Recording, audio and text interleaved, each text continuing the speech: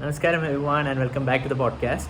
It's been a while and I'm super glad that I'm back with a beautiful podcast. It's a very feel-good podcast. Going through the podcast, sitting with Deepak Anna, my guest, it was a very feel-good. I'm meeting him for the second time only, but it's like I'm sitting with my brother, like since who I admire and love a lot. The conversation was just free-flowing like that. And if you sit through this podcast, I'm feeling that you will also get the same vibe. You will definitely want to be in the company of such a person, a beautiful human being. And there's a lot of takeaway from this podcast, and I hope all of you enjoy it. So please listen to it fully. It's available on Apple Podcast, Spotify. So let's go into it.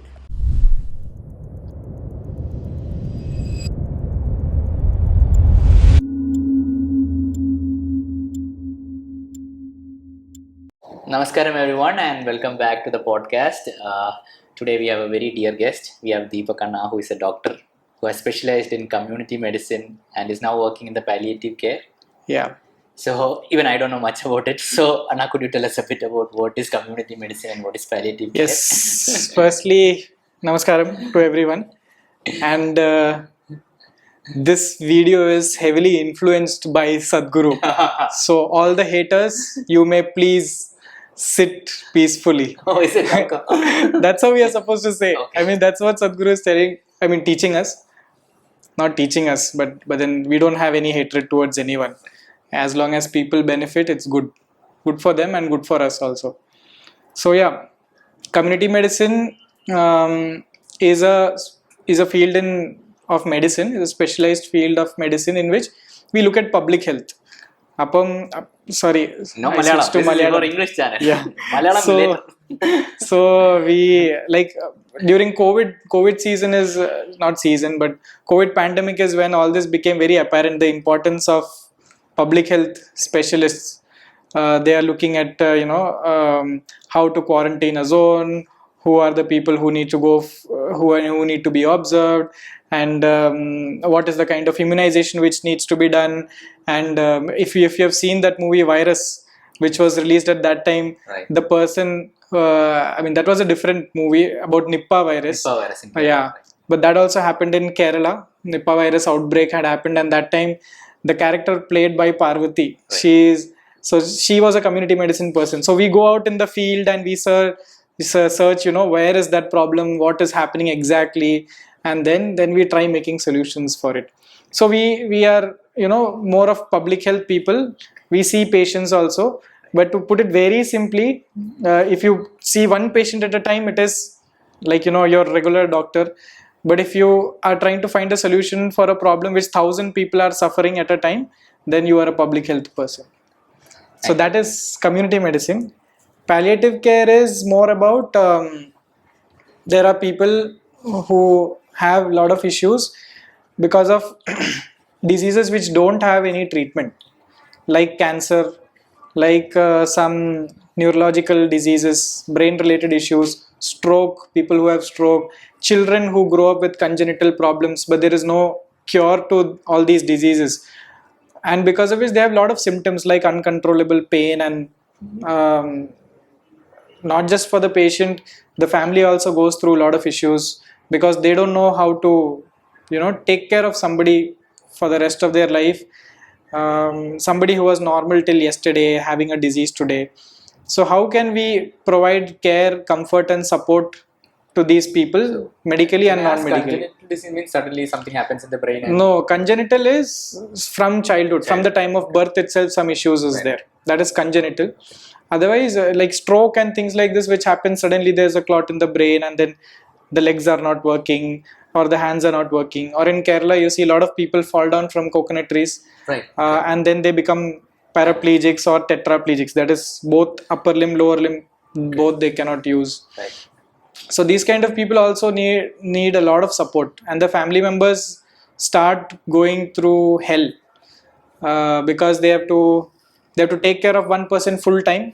Just imagine that till today I was able to eat my own food. Tomorrow onwards somebody has to feed me.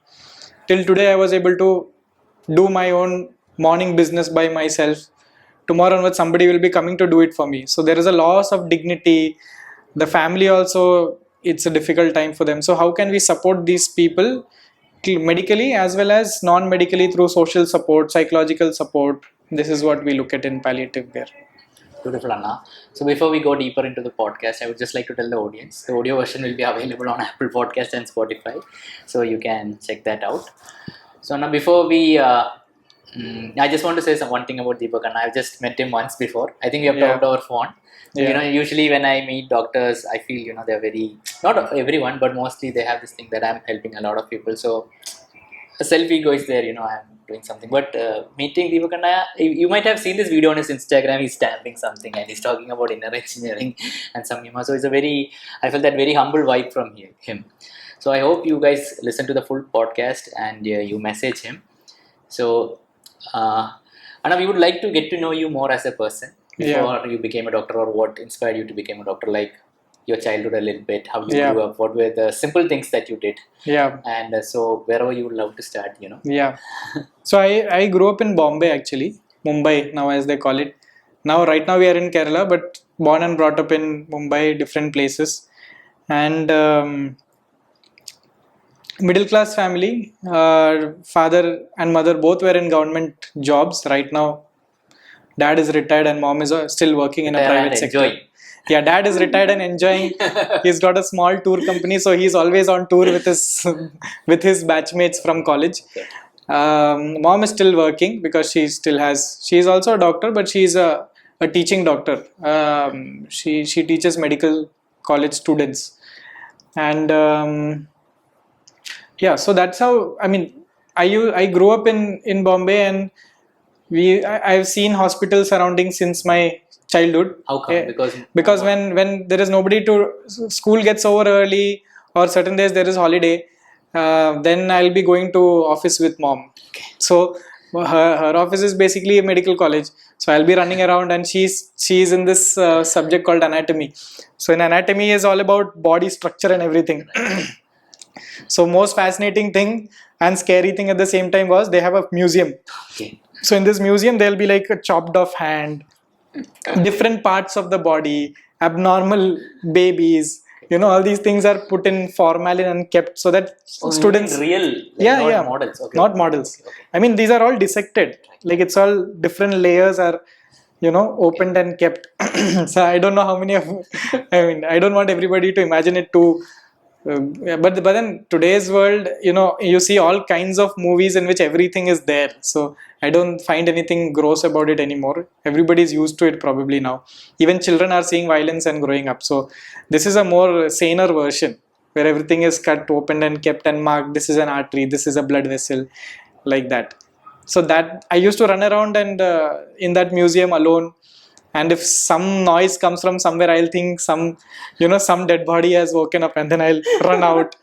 Yeah, that was all childhood times. Then every Sunday there used to be an ashram mom used to go to. All of us, whole family used to go. You must have heard of Amrithanandmayis Ammas. She's also a spiritual guru. So we used to go to an ashram over there where every Sunday afternoon there will be a grand meal for people who live under the bridge, hawkers, people who are destitute, all kinds of people. But they are homeless people. So they'll be coming there for lunch. So mom will be running a free clinic over there. And then we used to see all these people with maggot-infested wounds and no clothes and all kinds of illnesses not being taken care of because nobody is there to take care of. If you've been to Bombay, you will see in every signal there will be somebody who will come and beg for something. Those kind of people.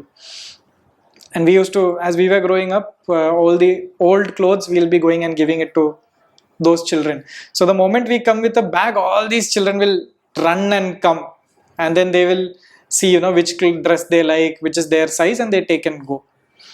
So yeah, that was a different kind of life. I think that's where little bit of all these things started for me, where seeing mom take care of people as well as seeing poverty and just knowing that we can do something for them.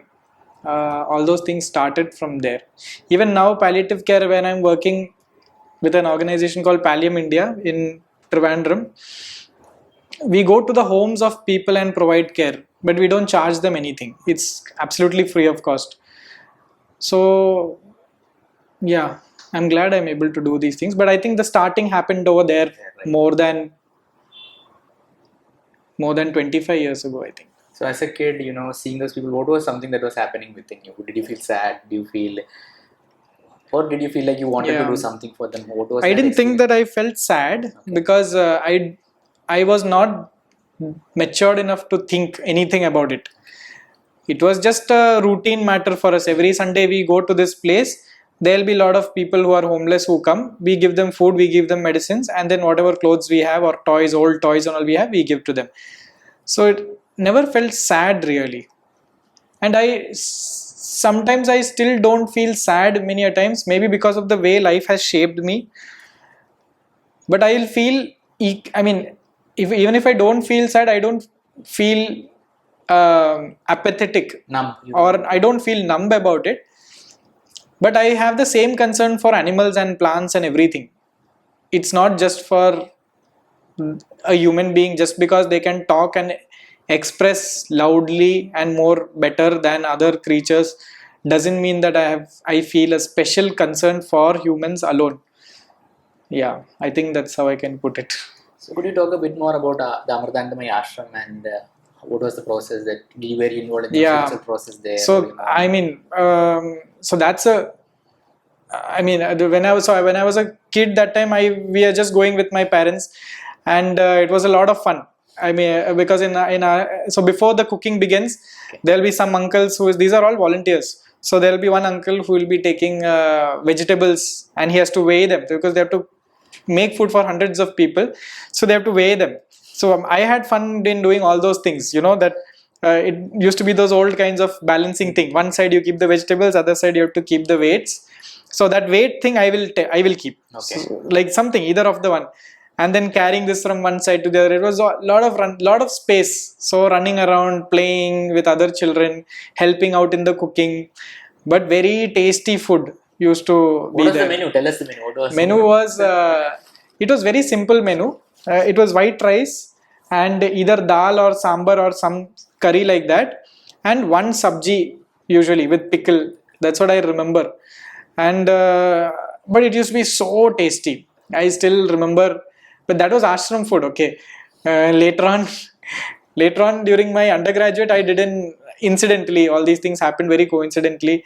I did it in Amrita Institute of Medical Sciences, which is one of the top private colleges in India. It's located here only in Kochi. There, the hostel, I stayed in the hostel. The hostel food was completely opposite. But I think this was different. The cooks were obviously different, but here the approach is different. So, yeah. So that food was not always comparable.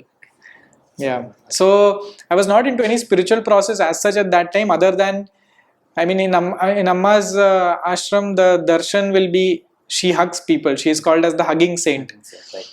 But it's a sight to see. You should see. Like she sits for darshan, and 24 hours sometimes more than 24 hours she'll be just on stage hugging people, talking to them, and she won't get up for a toilet break or a food break or something like that. In between people bring something to eat, so she may just snack it a little, distribute the rest to people who are sitting up. So that time itself I felt that a normal human being cannot do all that to that extent. And I've seen her sit on the stage for more than a day. That is today morning till next day morning and till afternoon.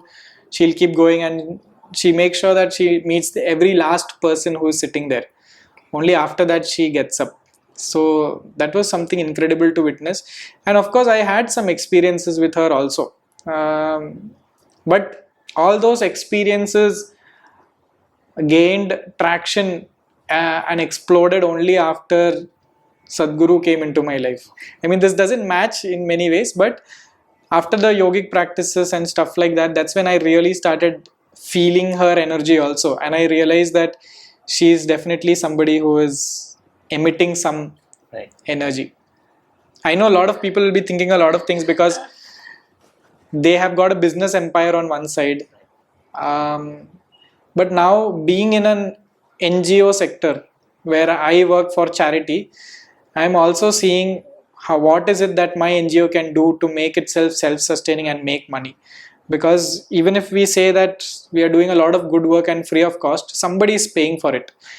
And for how long should we move around with a begging bowl that we are doing this, can you give us money? Yeah.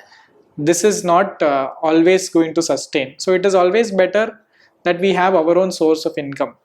So now I am learning both sides of it. Once when I have been a critic of many things, other side when I am realizing why we need to do certain things in a certain way, and that strategy is very required. May I ask, at that time when you saw Matha Amrithanandmayis sitting so much time on stage, how did your logical mind process that information? It was just in awe, just sitting there, and I mean, I used to sit on the stage and observe her for hours, many hours actually, 2, 3, 4 hours and all. Multiple times I've done that, and it's incredible. I mean, there's nothing more to say. She will continuously talk to people, and everybody is coming with some or the other problem. So she'll come and she'll be, I mean, people will talk their problems out. So it was something very different. Yeah. So from there, Anna, could you talk a bit about your how you decided to take medicine and how was your college days a bit? Yeah. Was medicine, you know, a lot of people are forced into the medicine. But Yeah. you are someone who went into it willingly? For me, it was willingly. I was interested in brain surgery. Okay. I think there was a movie called Gifted Hands. Yes, yes. So Gifted Hands is one of the movies I saw earlier on, and I got so inspired by it. And it's about the story of the first. I forgot. Was it a heart surgeon or a brain surgeon? Yeah, he was a brain surgeon. He was a brain surgeon. That was a different. Heart surgeon was a different guy. And so Dr. Ben Carson, if I remember right. So that inspired me a lot initially. And other thing was, one usual reason, I was very bad in maths. When I say this, my close friends will know that how bad I am at finances or something, because I don't understand numbers at all. Even though my background wise, community medicine has got some statistics and stuff, and I was like, how does this keep coming back to me? Maybe because nature wants me to learn at least little bit basics. But even now, when it comes to account settling or financial things, I'm so bad at it. I don't pursue it, because of which many people make a fool of me also. But I'm okay with it, because somewhere life gives enough also. It knows that it is out of innocence that few things are happening, so it gives also. Medicine happened, and so it was an obvious choice that I didn't have any interest in going to any other stream. And all the influences of the movies, seeing my mom do this work and everything, it was pretty obvious that medicine is what I wanted to choose. So I studied. I mean, I was not that brilliant enough as a student, and even marks wise, I didn't get that much great marks. But I got through part merit and part management. But things happened well. It was a good college where a lot of the people who are working there, doctors, have come out of seva bhava. That is, they want to serve people, and hence they are there. And many of these doctors were very. They are some of the most famous doctors in the state of Kerala.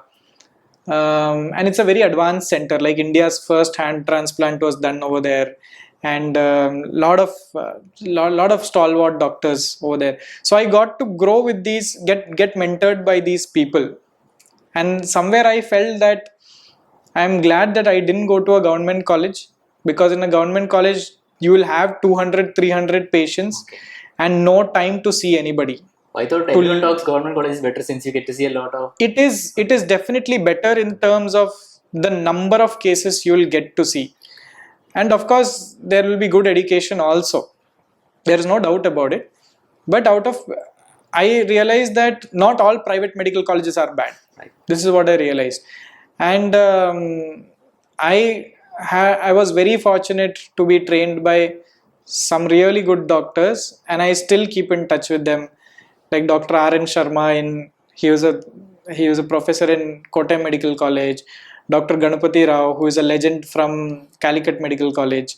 All these people are 70 plus now, but having been taught by them, it was something beautiful. And I still refer my those days notes more than textbooks, because there was so much information, and I was a person who was little lazy to read textbooks, so I'll run to them and I'll ask them lot of questions. So I have had days when my professor Sharma sir, he has cancelled his lecture for postgraduate students and exam going students to teach me as a second year MBBS student who is just entering medicine. And me and there was a gang. So we were called as the Sharminators, because we were part of Sharma sir's unit for all 3 years we were in medicine. So like, and Sharma sir is supposed to be the encyclopedia of medicine. So people used to call us like, oh, they are the Sharminator gang, like that. So, yeah. So how I always wondered, how much is there to study in medicine? I see like big books. How do you medicine study? Is huge. Right. Huge means, I think I have a picture of me. I'll have to search it, where after I finished MBBS, I had stacked up all the books which I had studied. It's a lot. I think there are 19 to 20 subjects which we learn from first year to final year. 4.5 years of those subjects, and we go from the structure to drugs to microbiology, diseases, all kinds of things. But it's so vast. How do you answer a question paper with so many? How do you know which question will get answered? That's why one thing at a time. I mean, every year there is roughly 3 to 4 subjects, roughly. And then it's all compartmentalized. It's not that difficult also in one way. And medicine people don't need, people who are studying medicine don't need that much of, they just need hard work and perseverance, because they just need to keep learning things. And of course, a lot of clinical, practical exposure, so that they get to, it's like the eyes only see what the mind knows. So they have to read a lot, understand what they need to see, and then keep their eyes on somebody who has issues, so that they can start observing those things. That's where it starts.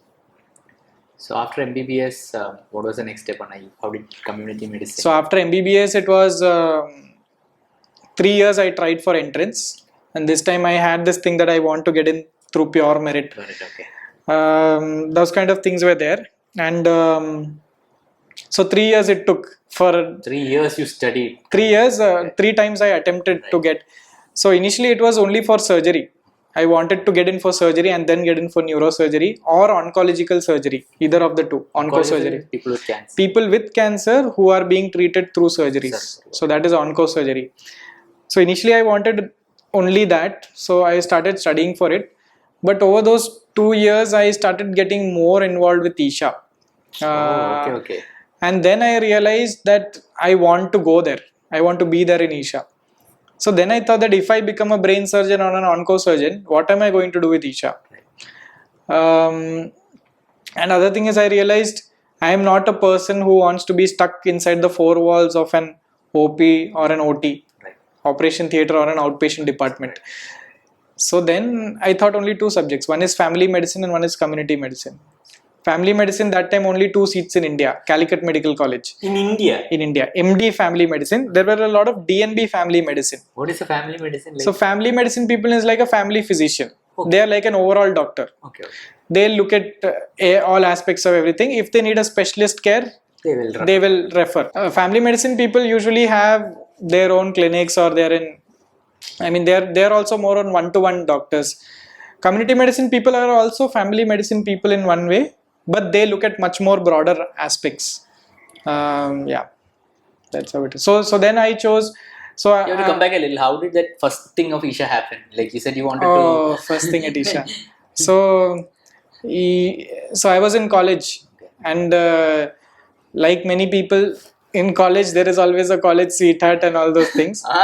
You can't just go like that. I'm just kidding. So that's how it started. And so it was a good relationship and everything. So basically, things didn't go, we expressed at home and things didn't work out. So when things didn't work out, that's when I went into depression. But I won't say, I mean, now knowing how people are in depression, I won't say depression anymore. Just heartbreak, I would say, but severe heartbreak, because it was final year for me, and I have to concentrate a lot on my studies. And you can imagine, my mom is a professor in my own college, in that same college. Yeah, okay. So she doesn't know any of these things, Right. but I have to be there every day and face the girl also. We have been trying to avoid each other ever since we decided, ever since family said no to marriage and stuff. We were like, let's just stop this over here, otherwise we both will have a hard time. What's the point in keeping it alive? So we'll avoid each other in the same hospital.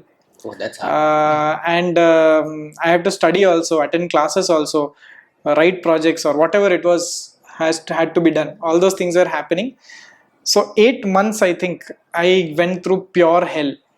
And that is a time every day you want to do something, like Sadhguru says, killing yourself in installments. That sort of a thing was happening.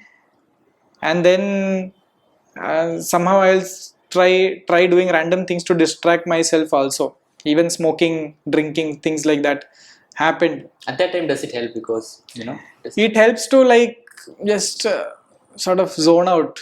Doesn't help in that sense once you are awake, and again, but it's something you want to do damaging to yourself. It's more like that attitude, not to help you with the situation, but you want to do something to damage yourself. It's very stupid to think, but it was very natural also at that point of time. So every day something like that used to happen. Then I somehow studied hard, and final year exams was 1 full month of exams. That is January. It starts the whole month till 31st of January was exam. Was there a break in between? There was breaks. The written exam, I don't think there were much breaks. Then there is the written exam also, there was breaks. Then there will be a little gap of few days, and then there is practical exams. Practical exam also is like 4 days or something. There are different 4-5 subjects, so all these subjects have practical exams. That was a super tough period for me. And the day, in the meanwhile, my best friend who is in Bombay, his name is Krishna. Hi Krishna, I know you will be seeing this. So I call him Krundu. So let me call him Krundu. So Krundu told that, anyways, you're a mess. Why don't you go for this program called Inner Engineering? Krundu told you? Yeah. Okay. So go for it. There is nothing to lose anyways. Then this was December, before the exam. Which year was this? 2013 December.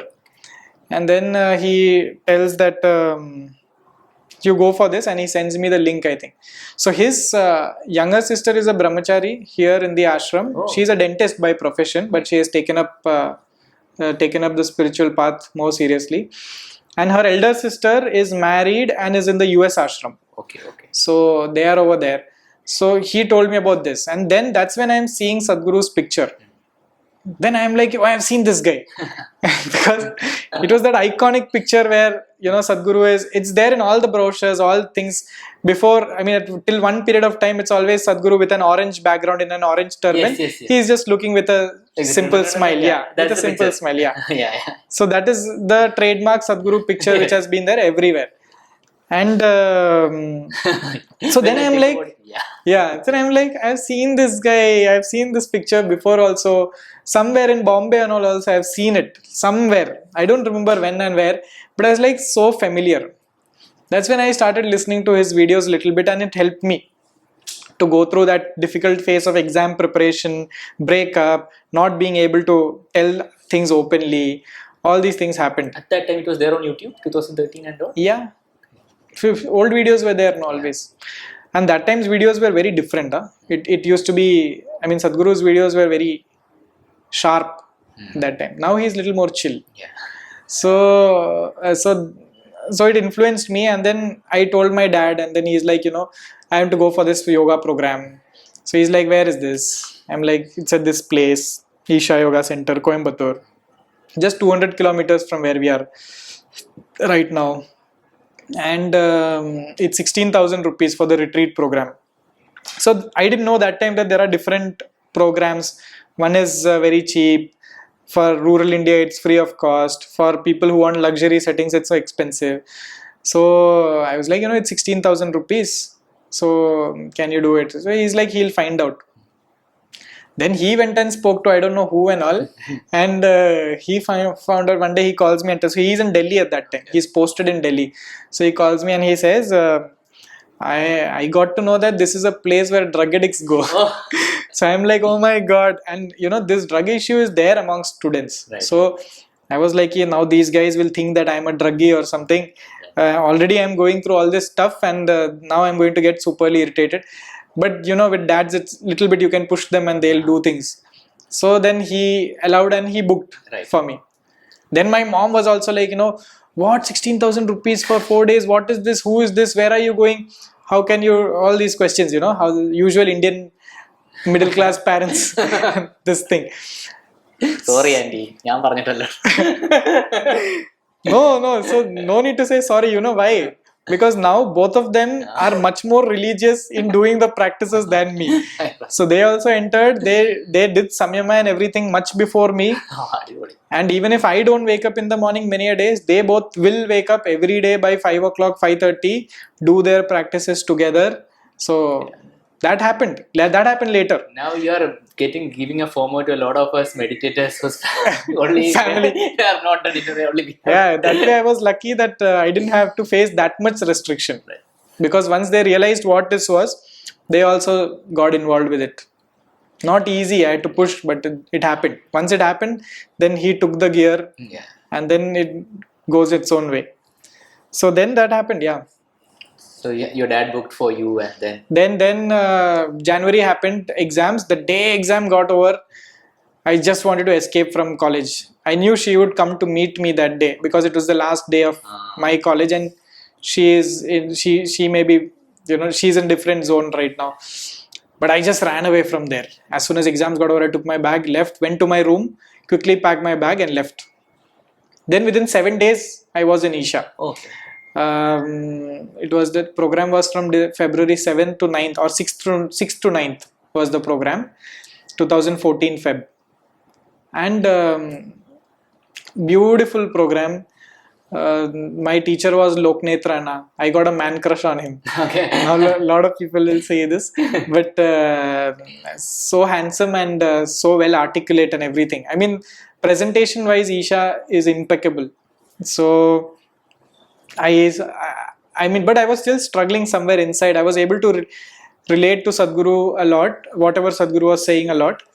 And I'm a very good student. In anything, I'm a very good student. In the sense, I may not get a lot of marks, but I want to go to the depth of everything which I'm learning. Otherwise, I will not learn at all. So, lot of questions I asked throughout the program. I was grilling Loknetra Anna like anything. Okay. I didn't understand this. Why is it like that? Why can't it be like this? What do you mean by that? Everything I was asking. Okay. So I was that kind of a student. Then one day I told him, I think second last day or something, I told Anna that I want to talk to you about something personal. Is it okay? I don't know if it's appropriate or not. But I didn't know what to do. So I wanted to open up. Then he's like, that's okay, man. You tell what happened. Then I said, I'm going through a breakup like this. It's been 8 months now. I want to be together with her, but I can't decide what to do. Then he asked me one simple question. So he asked me, are you able to handle your own thoughts and emotions well? I said no. Then he's like, then why do you want to bring somebody else in your life and try to manage yourself and that person? I didn't have an answer to it. It was the most logical question to ask. And I never thought about it, and nobody asked me also. It's not like you have to manage their emotions also, but you can't handle yourself, how can you handle somebody else? It's as simple as that. So then that was that one moment where I just flipped. 8 months of suffering over in one moment. That was that moment.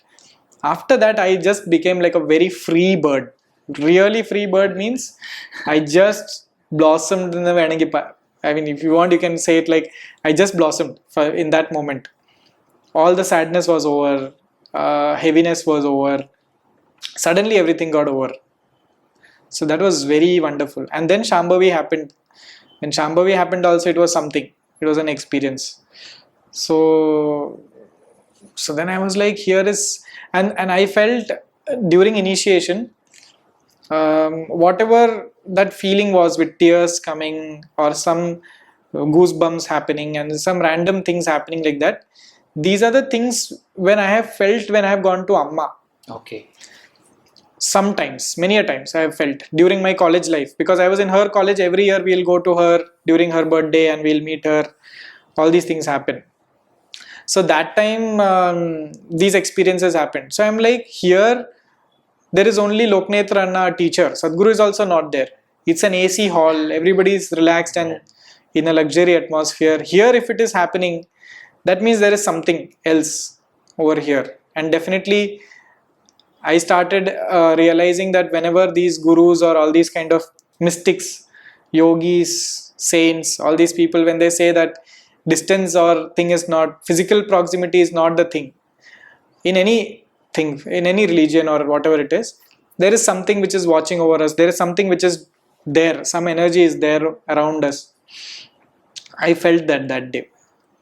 That moment, everything changed. That's how Isha and Sadhguru also happened.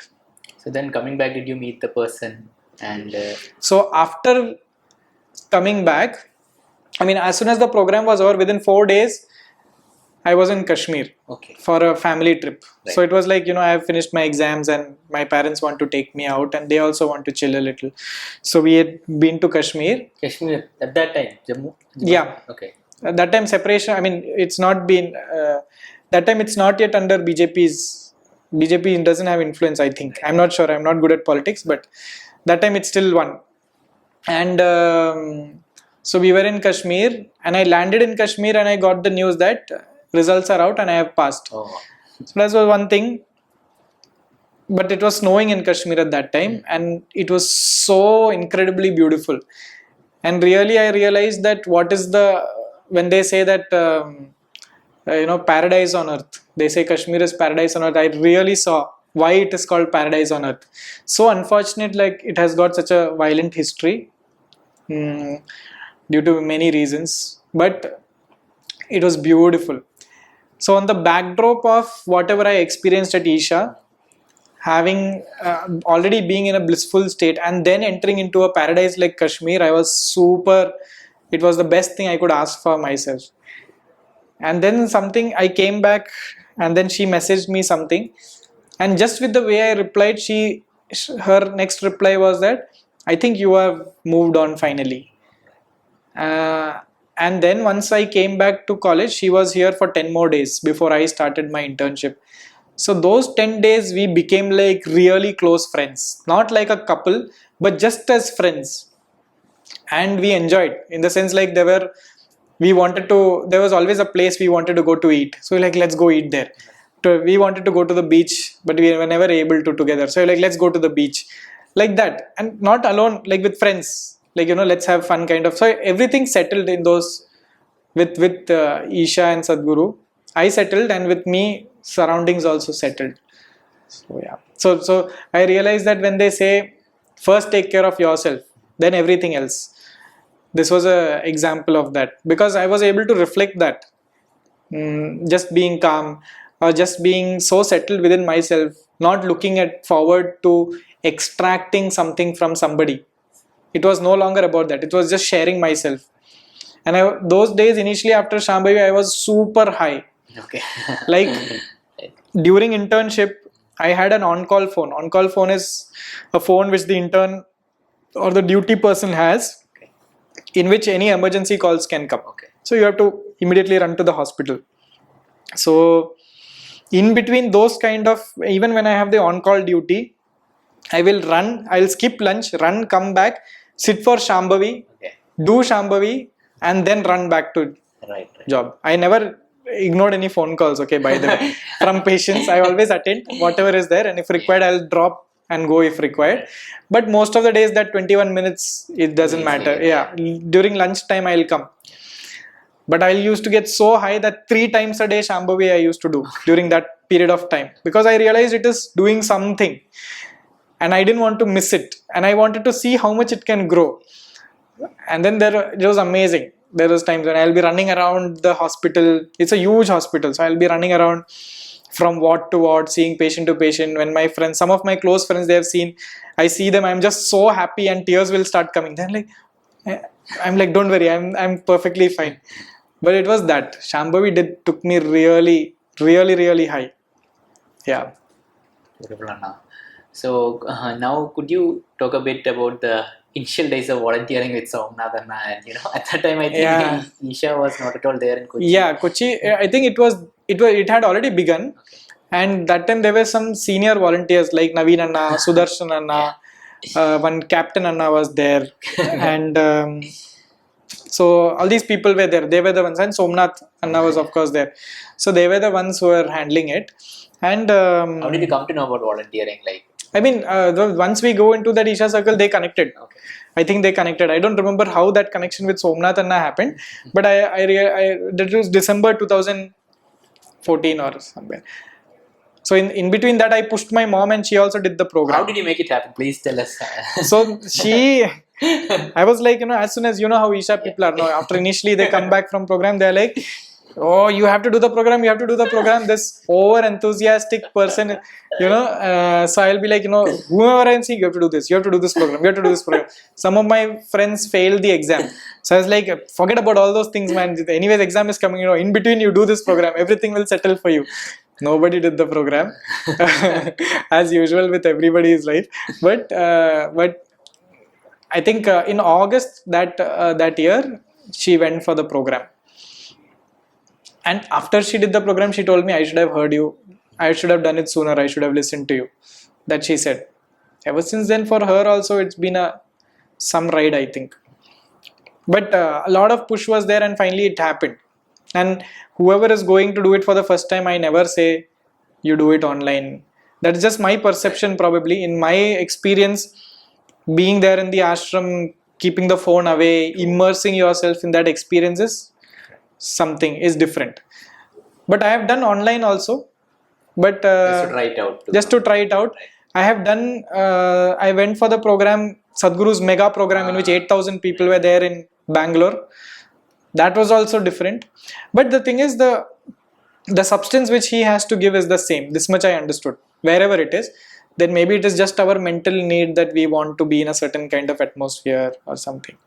Even Sadhguru is also like, even the event with Sadhguru, the moment he enters, everybody is, there's a music going on and everything, but when he enters and he has to set the atmosphere right. So I don't know what he does. He just does something, and then he walks through the center, and that time itself all of us will be like, okay, my life is over as I know it. I have to pay attention to somebody who is there. Yeah. So back to the volunteering, Somnath Anna, and I keep forgetting. I keep forgetting to get back. So I think that day, it was a December 2014. It was a program at that time, I think, if I am right. And on Sunday, that is the initiation day, a lot of volunteers come. But on the other days, there was just me and Somnath Anna. So initially, first day cleaning, also few people were there, but most of the time it was just me and Somnath Anna that time, and we used to take thing like, I'll do the morning morning session volunteering, you do the evening session volunteering, or vice versa, which one was required for that day. So that was a good experience, just to know that sometimes you have to switch on and off the light. And initially they have to instruct us. Later on, that by the time they look, you know what to do. It may be sometimes lights, sometimes sound is enough or not. Sometimes it may be one participant who wants to get up and go to toilet. So you go back and, you have to usher them back in, all these things. It was super fun. And then I realized the attention to detail. So initially I'll be like, why you have to fold it like this? If you fold it towards from right to left or left to right, anyways, you are folding it only now. What is the big deal? And then one day the teacher sat with us and told us that each and everything which we are doing in the class is something which Sadhguru has started doing in his first class onwards. when there were only 7 participants, I think. So the way the carpet is folded, when to turn on the agarbatti and turn it off, when to light the lamp, everything is decided by Sadhguru once upon a time. So even today, it's like a standardized thing. Like, like how they say hospital has got some quality standards. NABH accreditation, NAAC accreditation, all these things are there. Same way, Sadhguru has standardized this. So even I used to feel sometimes this teacher is trying to imitate Sadhguru. The way they are talking and asking, isn't it? All these things. So that time, there was a time when I was like, and even I have heard many people also say that, they're just trying to copy Sadhguru. They should at least have some originality. It's not about originality. It's about somebody who has been there, has done that, who has tried different versions, has known that there is a certain way to do it. So somebody who is learning or who has learned from them tries to maintain that standards. Just like how many a times the way I think right now is what Sharma sir had taught me that day. In 2010, 9, 10, 12, 11, 12, those years, what he had taught me, that is many of the things right now I follow those things only. So nobody is going to tell me that are you copying Sharma sir? He is not that famous as Sadhguru, but certainly I am copying him. So same way, there is a certain standard which is set, and people get influenced, and it is okay. There is no need for originality over here. Yeah, yeah. Yes, Anna. No, that's it.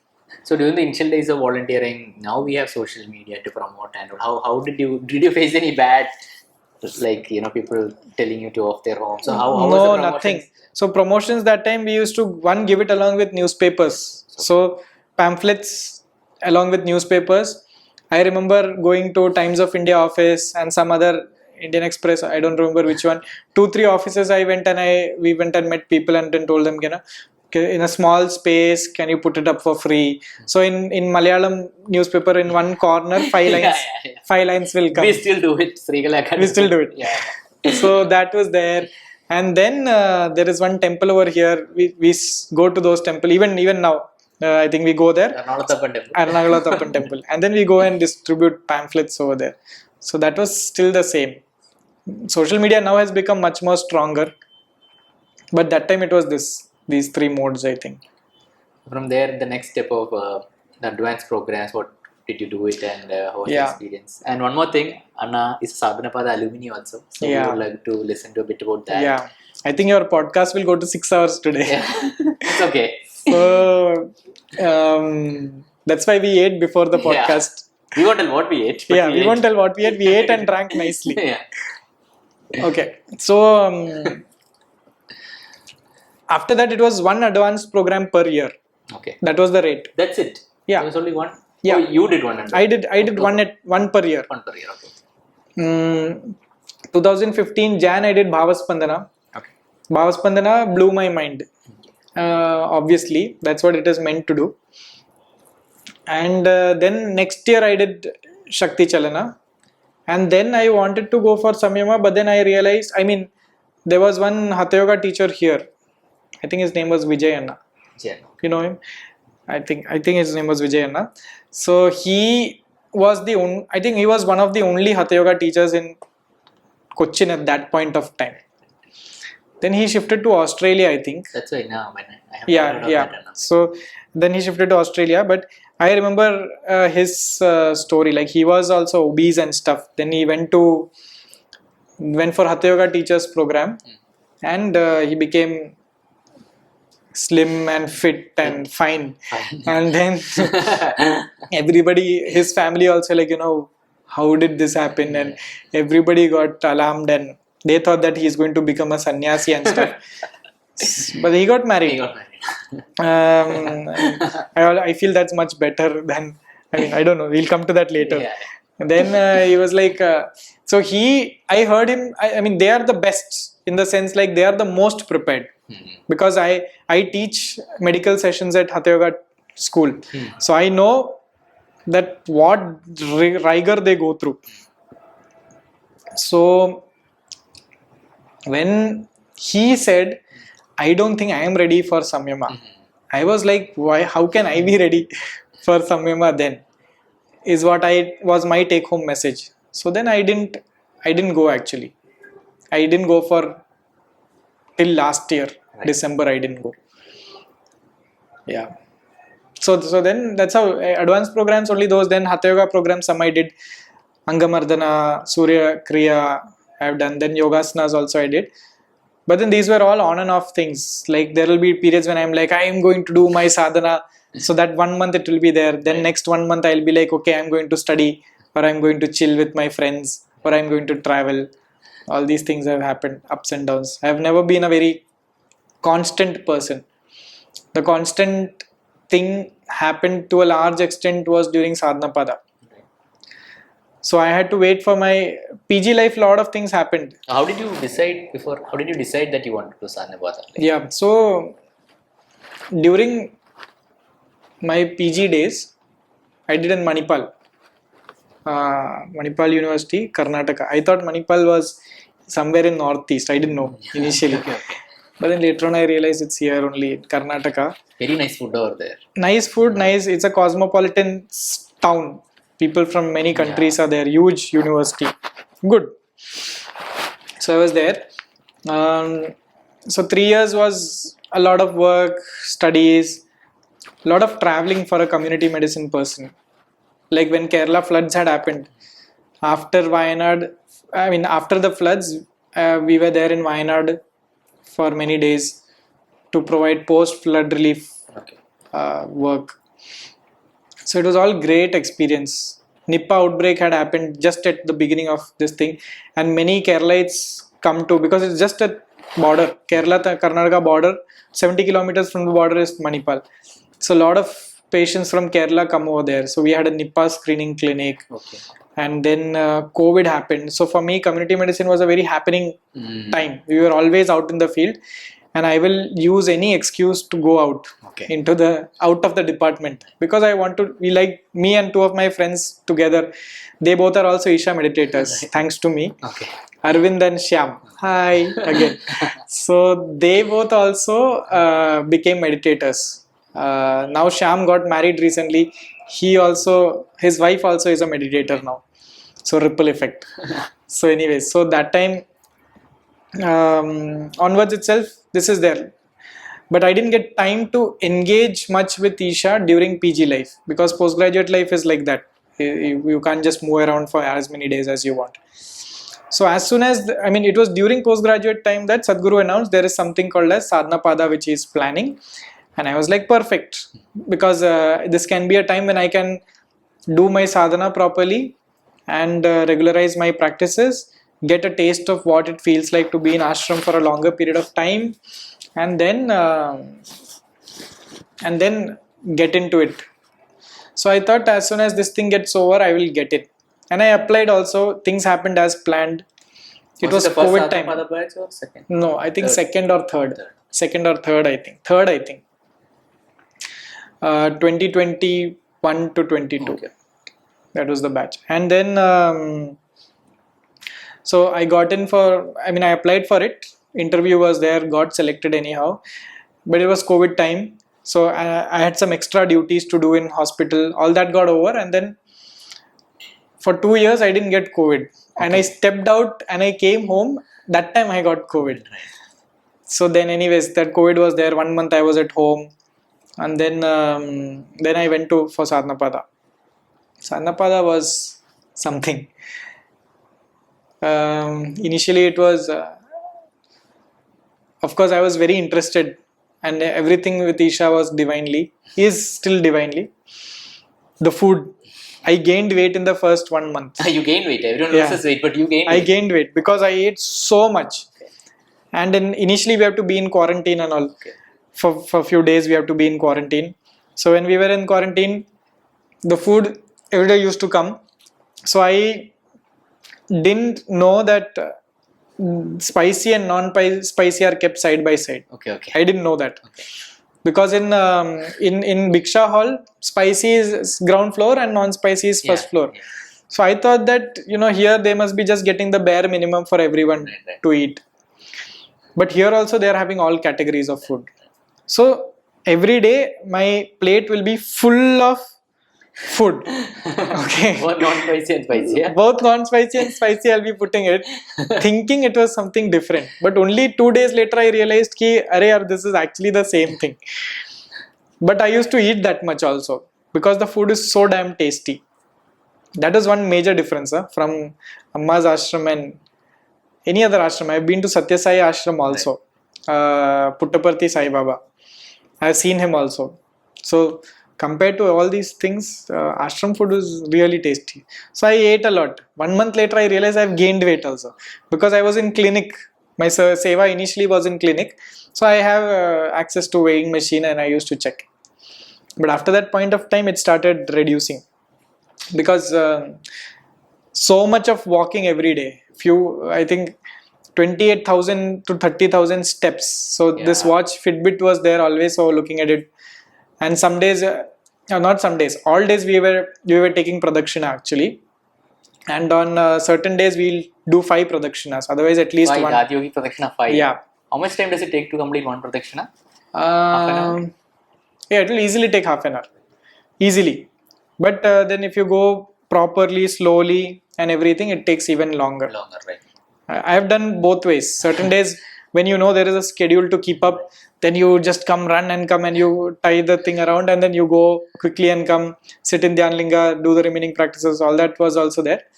But certain days when I have been very low and very emotional, those days I'll be very walking slowly, sometimes tears dripping, like that. Taking also has been there. So yeah, that was that. So how was it, getting regular with the sadhana and having sadhana every day? What was that experience like being in Sadhanapada? And what kind of people do you think should opt for Sadhanapada, in your opinion? I think everybody should try doing something, whoever is interested to cut away distractions from their life. So initially, everybody has got an inner calling, is what I've understood. But it is easy in this modern world to stay distracted. If you open your Instagram or your phone is on, you're distracted. If you have a good job, you're distracted. If you have a bad job, you'll at least think to do something else about life, about it. But if you are in a good settled life, then that distraction keeps going on and on. So that keeps us busy for many years. And I think it is important to break that and face ourselves for a good length of time. And that is not at all easy. It's like saying every time if a person has an urge to look at the phone, if I tell them don't look at the phone, they may say whatever. They may say, you're trying to control me, I have got my free will. All these things they will say. Actual thing is that they can't be with themselves. They have to stay distracted. I am also like that up to a huge extent. So facing that is what happened when I was in Isha during Sadhanapada. And that was a big revelation because I thought I was spiritually very mature. But where I realized that all the dirt is still there inside. Dirt is not moralistically, it is just the ups and downs which a person goes through is there inside, and it was not easy. I mean, first 1 or 2 months it was good. 3rd and 4th month was somewhere I was hitting a plateau.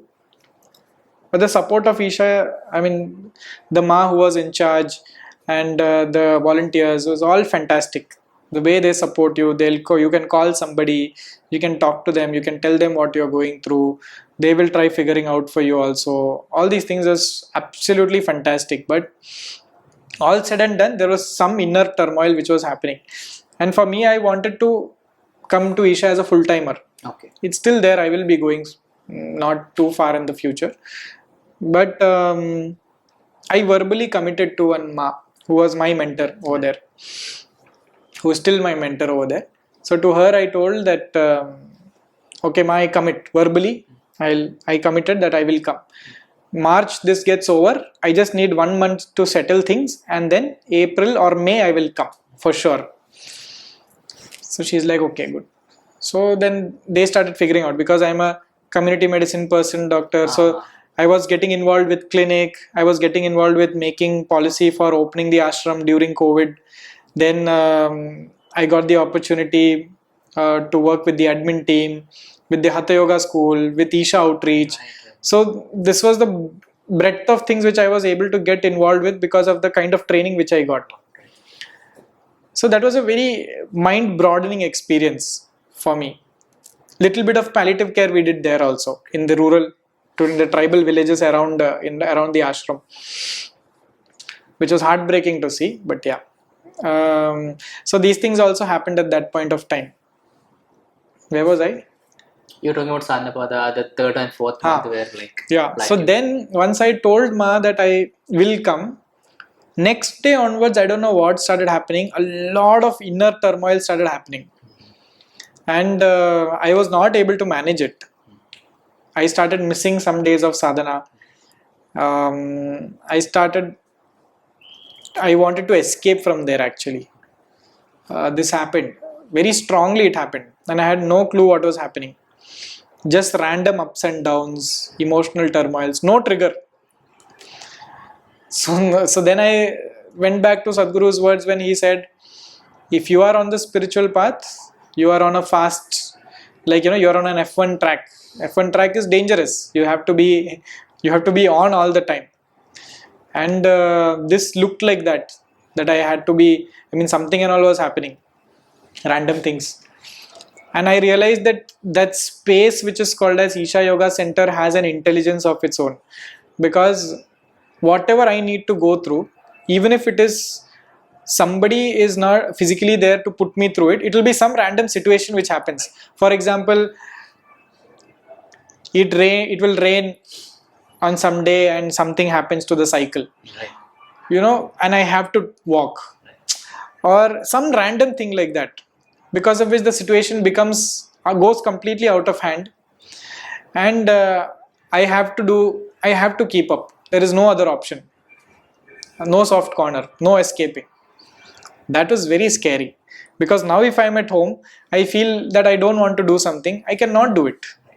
I have that option, that freedom is there. But there it is not like that. That place will put you through whatever you have to go through. I'm sure many people will resonate with this also.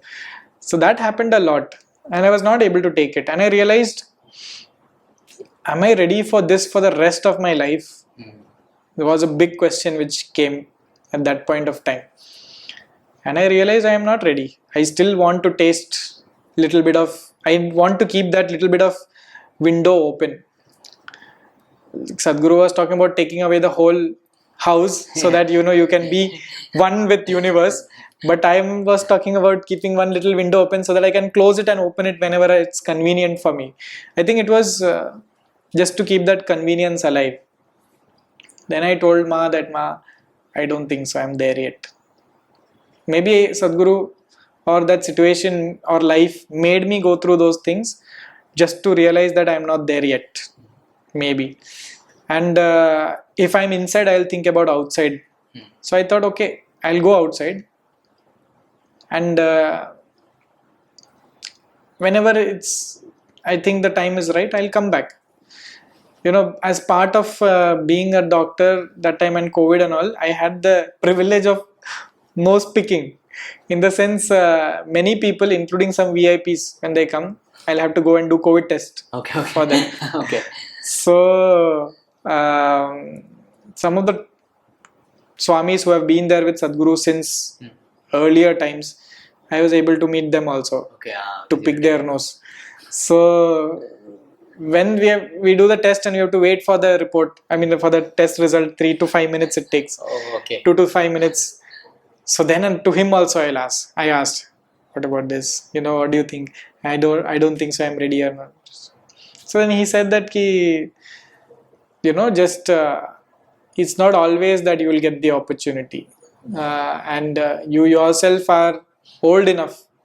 Don't think there is a lot of time. But there have been a lot of others, like some full-time volunteers whom I met with. My Bhavaspandana teacher I met had gone to pick his nose when he was in quarantine. So I was very impressed by him also. My Bhavaspandana teacher, he was an IITN who was settled in London, and so impressive in the way he delivered the class. So he and his wife both are full-timers.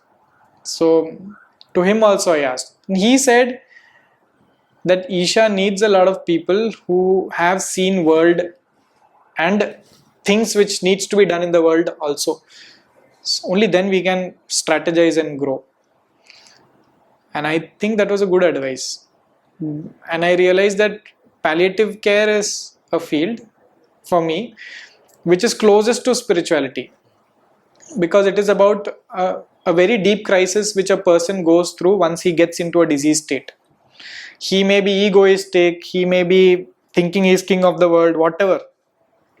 One disease comes which has not got a cure. Tomorrow he will be helpless. And I am in a position to help out that person. So somewhere I have to keep myself aside and be there for somebody. Now I feel that even in personal life, whether it is married life, relationship, friendships, parents, children, relationship, whichever way it is, it's always about keeping yourself aside. If you don't keep yourself aside, it's not going to work. Call it whatever, likes and dislikes, ego,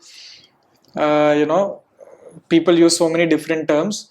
But finally, it is all about, if you keep yourself aside, you can be there for somebody completely, and then that relationship works. But the moment I take a stand for myself, sometimes we struggle.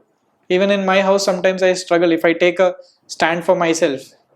Now my parents prefer that I work here, but I'm working somewhere else, because of which I am not able to come home regularly.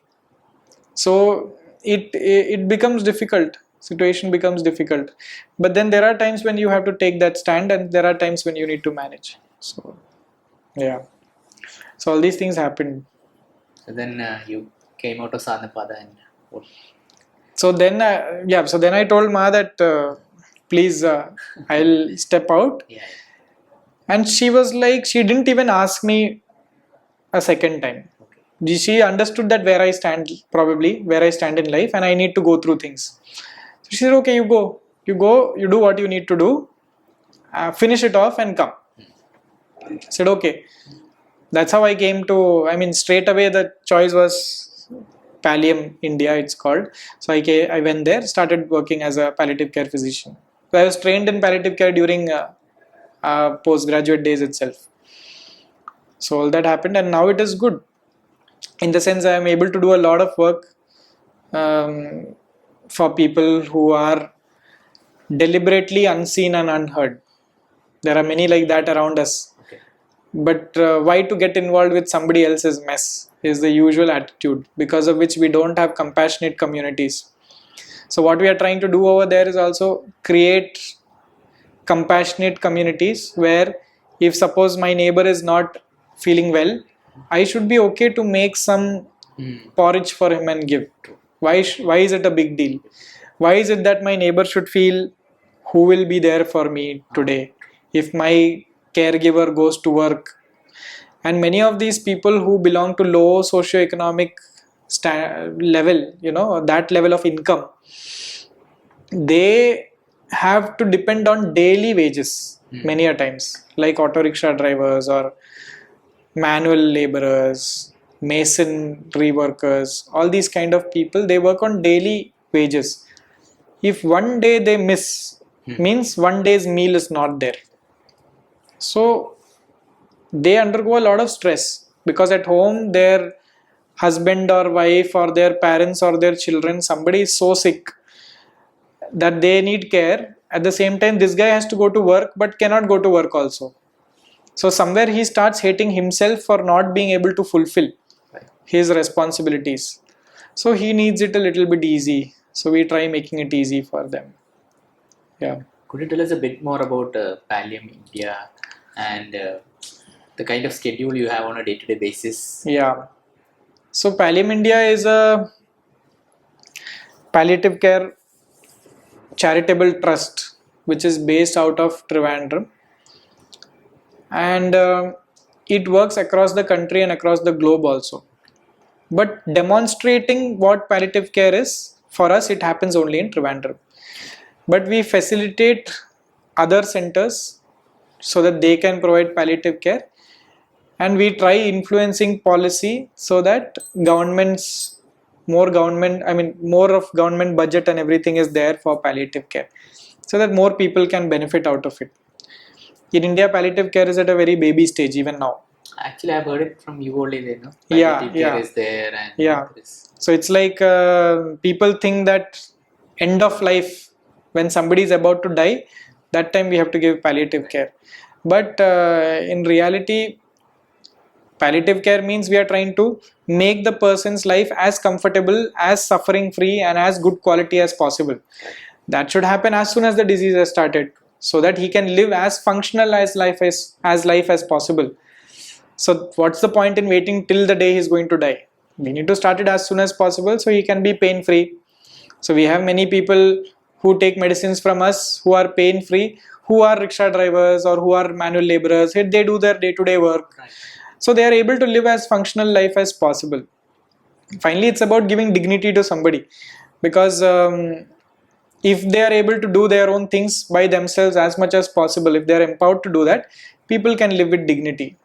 If not, if I keep depending on somebody, what is my role in this world and in this life, is one existential question which people start asking. And we have people who try dying by suicide and stuff like that. Then you have to help them to come out of that phase. So Pallium India does a lot of work, one of the pioneers in the field, and the founders is Dr. M.R. Rajagopal. He's also a very huge mentor to me, and he's a Padma Shri doctor and all. Unfortunately, somebody named him as father of New York Times or something, they wrote an article in which they called him father of palliative care in India.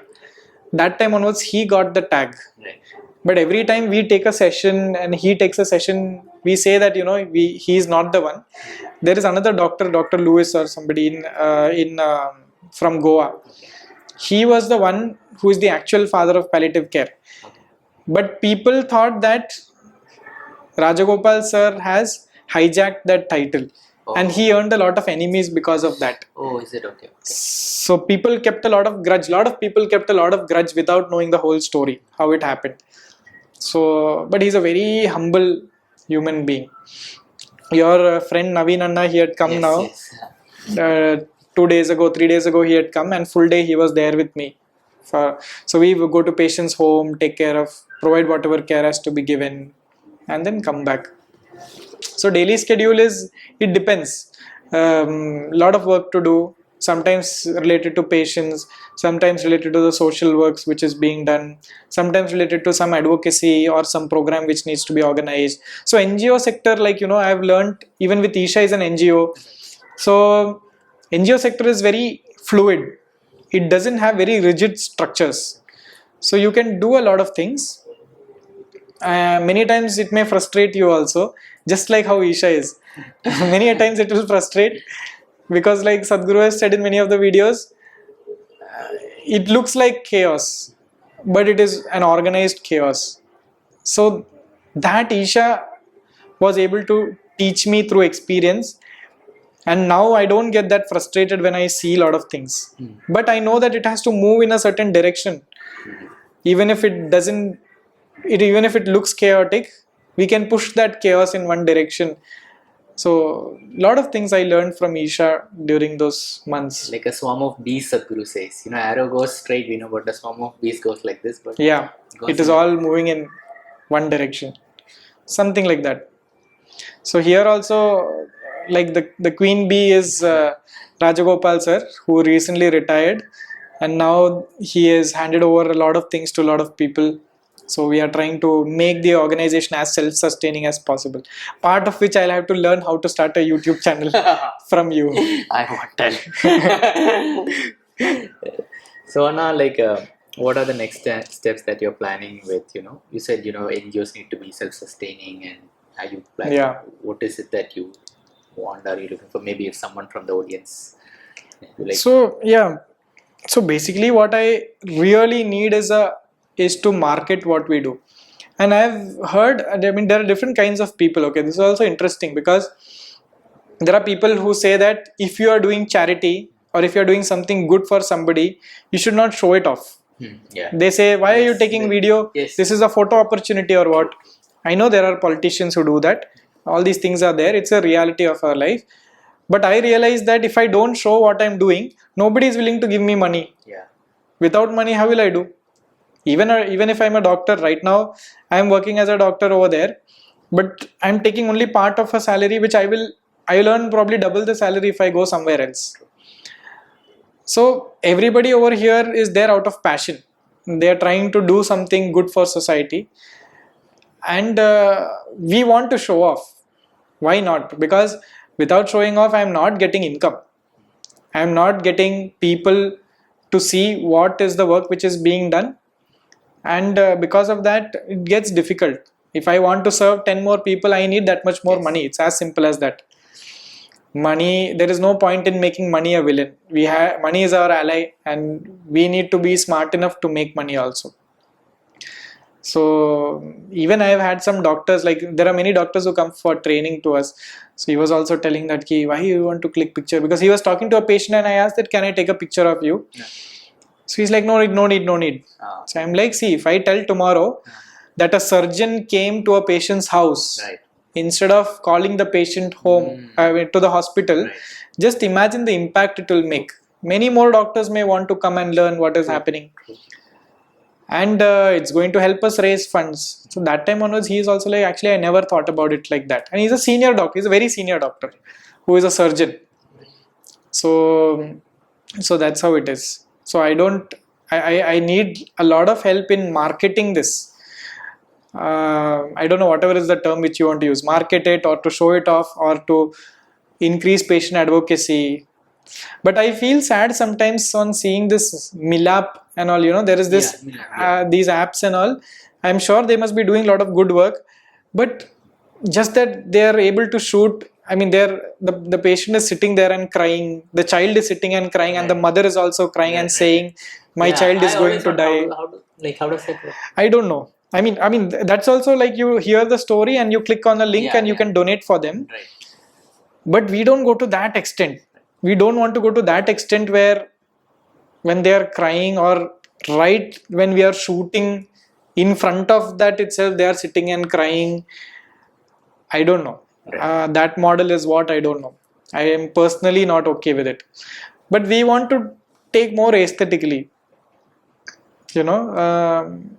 Of course, it depends on the photographer or the person who is doing all these things. Very beautifully they can convey sadness. Yes. Also in a very touching way they can do that. So we need a lot of support.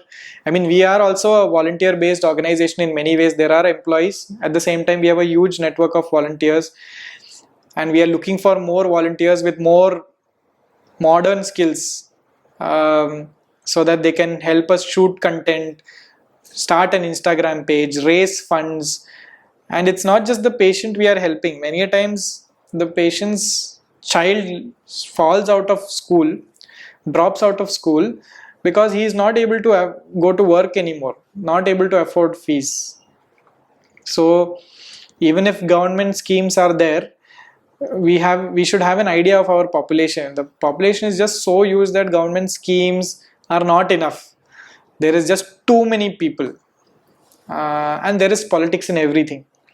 So if we want to reach out to more number of people, not just the patient but the family who gets impacted because of that illness, we'll need to, it has to be a partnership, collaboration between all kinds of well-wishers. So right now we are in process of, we have been in existence since 20 years. 2003 Pallium India was established, but now we are finally in process of building our own Pallium home, where we'll have inpatient facility and our office and everything. That was supposed to happen many years ago, but some politics was played and government was supposed to give us some land and all that. Just, I think the whole file disappeared one fine day. That's what happened. And we didn't want to, because if you take support. I mean, we need everybody's support, but we cannot be biased towards any one particular community. So because of that, we have been, very idealistically trying to do things. And in today's world, if you try being ideal, you'll always be at a disadvantage. So it took us 20 years to reach this stage where now only we are going to build our own building. Otherwise, we have been in rented places till now. All this much good work happening, everything through rented places. But we are looking for a lot of funds, as well as if someone has 2 to 3 acres of land to give in Trivandrum for a good cause, then we are up for it. Like we really, really, really need it. Because Kerala is already touted as, having one of the best health systems. But why not be the most compassionate state also? So we can create something where we can demonstrate how we can, create a system of palliative care as a center of excellence to the world. So where can they reach out to you? And do you have an email ID or something? Yes, you can write to me at deepak.sudhakaran, SUDHAKARAN at palliumindia.org. Instagram page? Insta page, actually, after you put up that other video of mine, lot of people send Insta request. Okay. But there is no Sadhguru content in my personal account. I mean, there is just 1 or 2 posts, so I didn't accept any of them. I'm sorry about that. But it's just my personal life, which is pretty boring. So I'm like, Anna, you don't understand. There is Sadhguru content everywhere. I think people follow you to see you and your perspective. Maybe. Probably, yeah. Probably. So I was like, because I don't know any of them, and who knows who is who. And today's world is, everything is about, I mean, because I feel like little paranoid about privacy and stuff. I don't know, maybe, I mean, not like I have got something to hide or I am that great a person, nothing like that, but I don't know what to think of it. So now when we met, there is this thing that you said that still stays with me, that I work in healthcare and not in healthcare industry. Yeah. Could you tell a little bit more about that? Like, what do you mean by that? And see, healthcare industry is not a bad thing, but we need to understand that a pharmaceutical company's intention is to make profit. A corporate hospital's intention is to make profit. Basically, they are doing business. You cannot find fault with a person who is doing business. True. Because his intention is to provide a service and to get money for it. Yes. Now, healthcare industry is an industry because nearly, depending upon the place, if you look at statistics, 60 to 80% of the people avail private healthcare. If government healthcare was wide enough and good enough, people would have accessed that. But we know the state of our, government facilities. It is becoming better, but nowhere near what is required. So people depend on private healthcare, and private healthcare will be expensive because they need to pay the doctors, they need to pay the nurses. See, despite of all this, I'll tell you, it's not easy to be a doctor in India. Why is that? WHO says that the ideal doctor to patient ratio should be for every 1,000 people there should be 1 doctor. Right. But in India, every 4,200 people have only 1 doctor. So just imagine the pressure which is there on a doctor. On top of that, they are also trying to make a living and live a decent living, because I spent 12 years of my life in education. Even if I live till 65, 70, I have lived more than half my life right now. So that will be the situation where all doctors are. So they have to take care of a lot of things. On top of that, they have to cater to the needs of a patient. And it takes so much time to get to know a person. So it becomes impractical for a doctor to get intimate or close with a patient during one consultation. Because of that, a relationship is not built. I think that has become a problem in today's world. You see all this violence against doctors and Yes. all these things are there. Somewhere a lot of issues is because of infrastructure, low manpower, overworked doctors, poorly paid nurses and other staff. All these issues, there are so many issues which is plaguing the Indian healthcare system. But one difference when they used to say olden times, the doctor used to be like God, or the doctor is a family member. For that to happen, we need to be able to spend that kind of time with the patient, and that is not going to happen in a hospital. Okay. Where can it happen more? So that's where I feel it should be there in the community. The doctor should be there in the community. And of course, there are specialist people, they can sit in a hospital because they need the hospital infrastructure. But otherwise, if you look at it, I see so many vacant posts for doctors in rural areas. That's probably because our doctors don't know how beautiful rural life can be. I see the people are in, my friends also, they're in pursuit of degrees because they have to become specialized, and many of them become super specialist. So that is like MD, MBBS, then MD, and then DM. DM, right. And then they start their life as a independent consultant. It's not easy. And but I'll tell you one simple statistic. Majority of the patients who end up reaching a tertiary care center actually need only primary care. So in India, there is a 3-tier health system. I'll have to explain that. I need to go for it. So in India, there is a 3-tier health system. One is at the primary level. That is at the grassroots level. That is called as primary health centers and community health centers. So primary health centers. So then there is a secondary level. That is a second step, one step higher, which is called as community health centers. So there is a little bit more specialization. They can conduct maybe deliveries there. They can maybe do minor operations over there, and they have little bit more specialists coming in over there, like neurologists, cardiologists, etc. Depending on state to state, it is different. And then there is tertiary care centers, which is the big hospitals which you see, where there are multi-specialty hospitals, research centers, postgraduate institutions, these kind of centers of excellence, AIMS Delhi, PGI Chandigarh, etc. These kind of places. So if you see a person who is reaching to a tertiary care center, majority of them could have been treated well in a primary or a secondary level itself. Then those patients won't end up coming to a tertiary care center.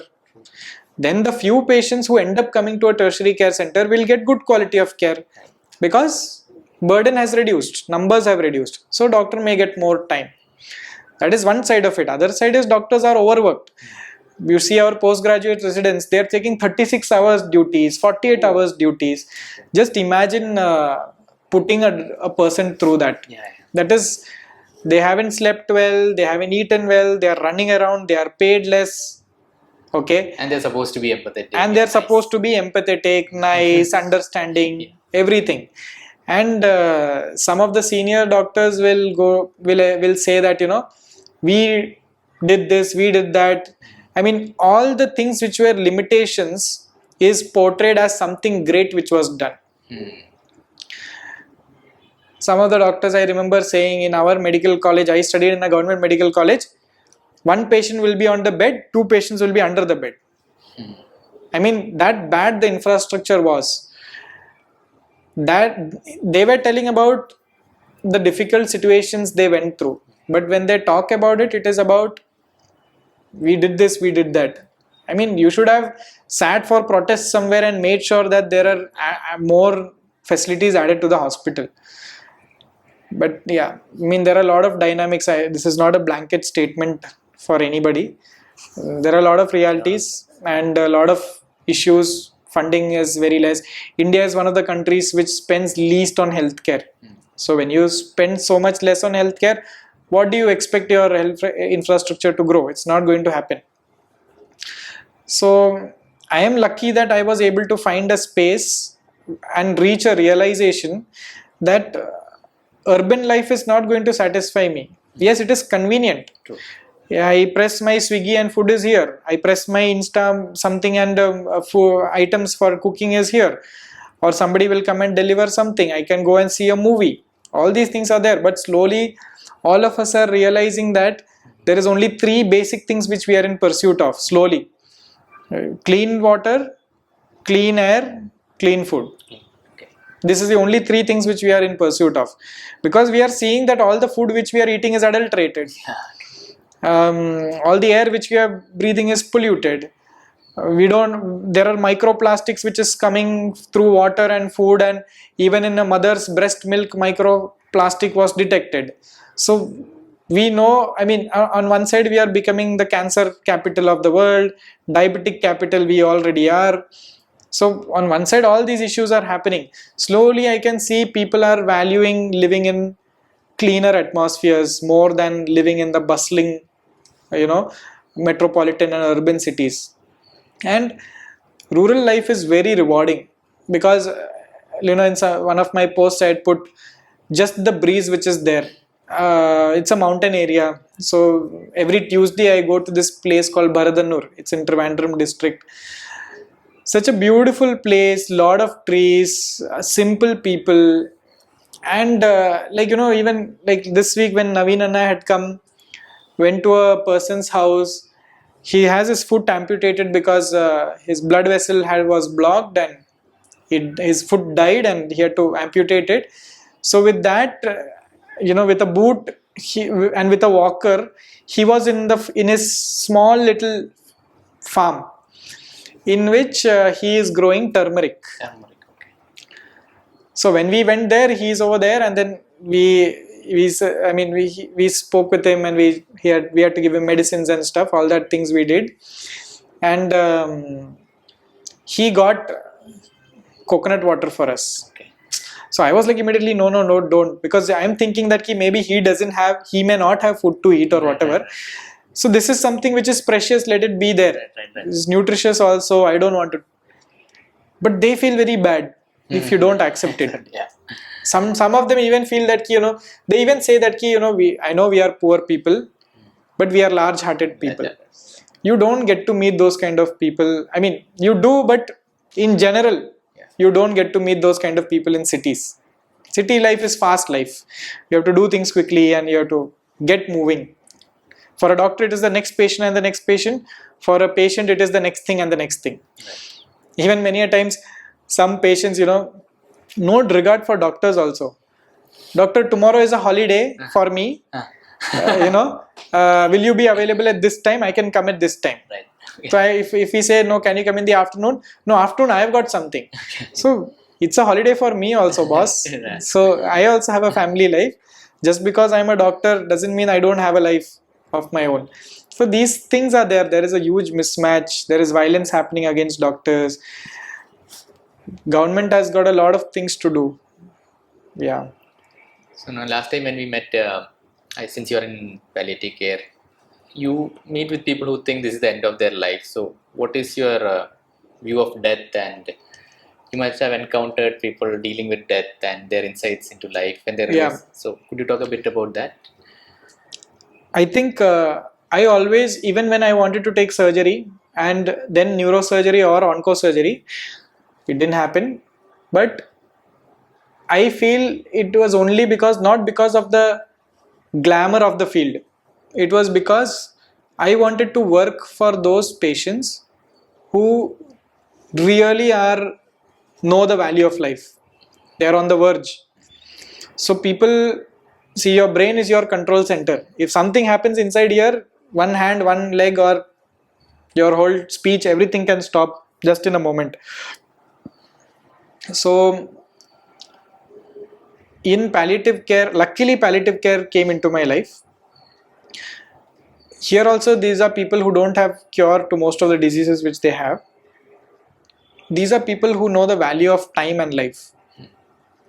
They don't have time to waste on egoistic things.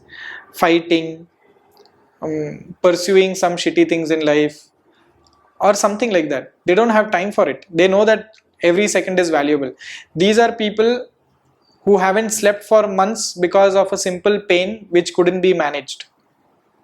We use opioids, which is like the highest form of painkillers. There are people get kidnapped now. This can't be abused. I mean, it can be abused. Maybe that's the big scare of it, but it doesn't work like that. If you end up taking an opioid tablet, most likely you will just end up vomiting uncontrollably. Oh, is it? Okay. Yeah. So I mean, that's different. But there are people, for people who have been in severe pain and stuff, they haven't slept for months, and they have been going in and out of the hospital. That's when I realized that in my curriculum itself, I hardly learnt about how to use a paracetamol, when to not use a paracetamol and give something higher. So there is a step ladder. WHO tells that there is a step ladder pattern of using pain medications or analgesics. That when you are on the first step, you use only paracetamol and some simple drugs. If that's not working, then you go to the second step. If that's not working, you go to the third step. Like that, there are different kinds of medications which can be used. It's a very scientific way of using which drug to use to kill what type of pain. So these things are there, and one in half an hour, by giving that something called as morphine, we do something called as a morphine trial, in which we give morphine through their veins, and within half an hour that person becomes completely pain relieved. There have been times when elderly people who have had some kind of disease and we have treated their pain, falling at feet of young doctors saying that I thank you so much. I never imagined this was possible. There are times they want to kill themselves because of this. They have fights with their families because of this. Their family members, there is something called as compassion fatigue. That's today if I get some issue, you will feel bad for me and you will do things for me. Right. Today you did, tomorrow you did, day after tomorrow you did, 100 days you did. 101st day you will feel, don't I have a life of my own? Right.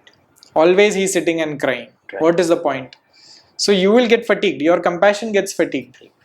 So this kind of thing. But I realize that when I work for these people, they are very raw life people, because they know their priorities.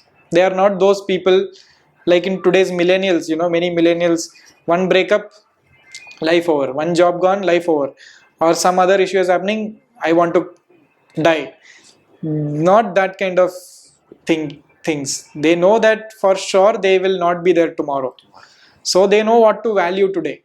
They value people, they value time, they value simple things like being able to sleep without pain, being able to swallow food without the food getting stuck here. Simple things. So I think all of us have become so sophisticated in life that simple things we have forgotten.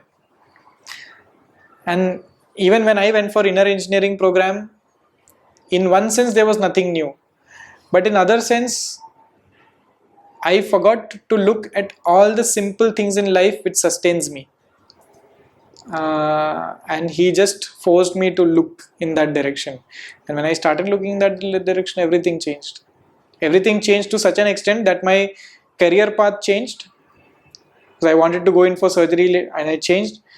My choices in life changed, and now what I wish to do in my future life also is different. I think it's basically not industry nor business that needs to change. It's just more conscious people that needs to do everything. Yes, more conscious people who need to do everything. When I was preparing my parents for me to shift to ashram. Right. Oh, you had told them that. Yeah. I have been trying since 5-6 years. Okay. Even now they are not. They are adjusted. They know that this guy is crazy. This much they know. So that time when I got COVID, I got time because I had to be inside this room for 7 days or something, 7 to 10 days inside one room. So I had my laptop and I started writing a document regarding different phases of my life. And basically the idea is to convince my parents why I am thinking the way I am thinking and why I would wish to go to as a full-time volunteer. And one of the chapters was conscious living. And like you said, the only thing is about having more conscious doctors, conscious businessmen, conscious policemen, everybody who's conscious of the issues which is there around, so that they can be sensitive and do things sensibly, rather than just somebody is doing corruption for 100 crores. I mean, how much will you buy, man? 5 crores is enough. Yeah. How much will you buy for? What will you do for 100 crores? 200, 300. 300 crores, what will you do?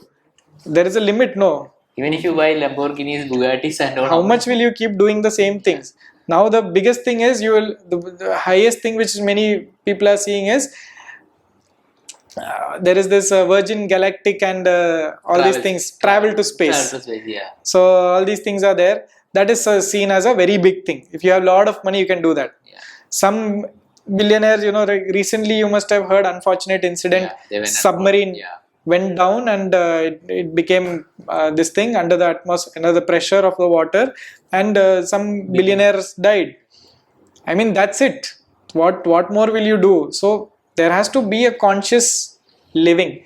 See, I was thinking that to build our place, to buy some good land, we need around 15 to 20 crores to have that kind of space in a city area, so that it is accessible for patients also. There has to be bus access, public transport, all these things. So 15 to 20 crores is needed. And I was like wondering, there are so many people who have that kind of money, and here we are struggling to get even 1 acre of land, and we are begging around to raise money. That too for good work. So it's unfortunate, and I really wish that there would have been more conscious people who know that there is more to life than holding on to the materialistic possessions. So dealing with people who are dying has brought in a lot of perspective to me, that in life there are certain things, and everything has its importance, but probably we need to value people, animals and nature more than being in pursuit of happiness. Even in the movie Pursuit of Happiness, you see this little small part of my life is happiness, like that. Rest all is a pursuit. How much we need to do of what is a question which everybody should ask themselves. So Anna, I hope it was a beautiful podcast. It added a lot of value, and now I would like to. There was a very silent and powerful presence through the entire podcast. We have Sadhguru with us over here all through it. So could you talk a bit more about the Sadhguru Sannidhi and how you brought it to your home, and how has that presence been? Yeah. So I wanted, about Sannidhi, it's basically bringing Sadhguru home. So just like how every body has its own energy vibration, which now we look at through the Rudraksh. We hold Rudraksh and we can see the reactions on the Rudraksh. I have seen Deepak Chopra use one crystal, something like a crystal object, and he holds it over certain things and they have an energy field. So just like that, every object and every body has got an energy field. So if Sadhguru is sitting in flesh and blood over here, how he will reverberate. That is how this stone has been energized. So it is like bringing Sadhguru home.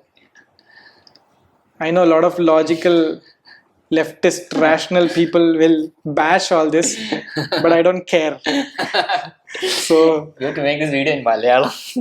Yeah. So in Malayalam I can use little more strong language. English is little bit, from the West, most of the things are like that. So anyways, so I got the Sannidhi home in 2017. Intention was simple. I've heard somebody say that in the presence of the Sannidhi, unknowingly the people who are in the Sannidhi's presence become spiritual. And I've heard people say that Sadhguru has told, I'm not sure if it's true or not, but I think it must be true. If in a city, if there is 100 Sannidhis, then the way the city functions will start changing gradually. Because people unknowingly become more conscious. and I can think of it, in different ways. Like if suppose there is a very disturbing music being played in the background, Right.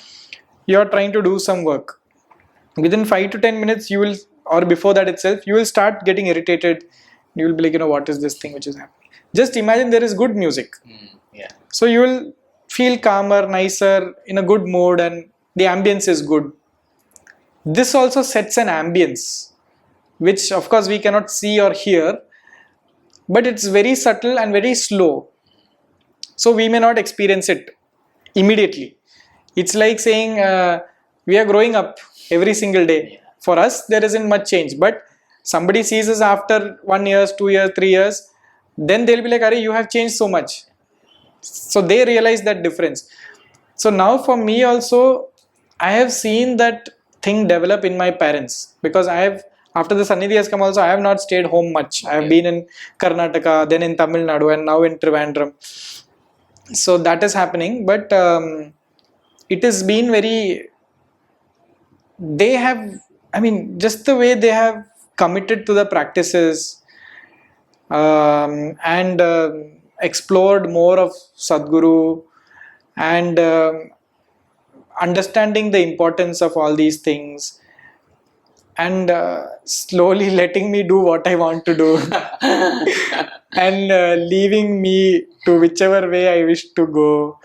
All these things started happening after Sadhguru came home. And everything has not been rosy, because spirituality is a very challenging field, I felt.